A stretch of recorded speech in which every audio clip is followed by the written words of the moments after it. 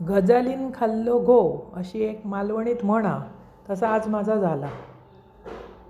सकाळी ना एक शेजारीण काहीतरी विचारू गेली, आमच्या समोर एक कार्यक्रम असावं, तू जातलस काय विचारू गेली.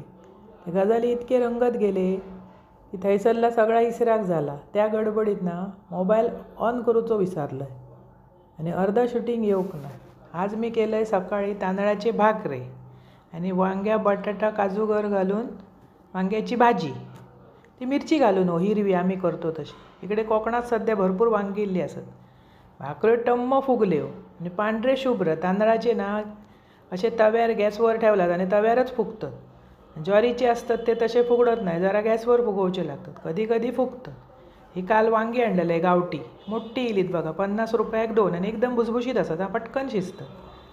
एकाचा करतलं आहे भरीत आणि एकाची करूची होती भाजी, तो अर्धो व्हिडिओ स्किप झालो. म्हणान म्हटलं गजालीन खाल्लो घो.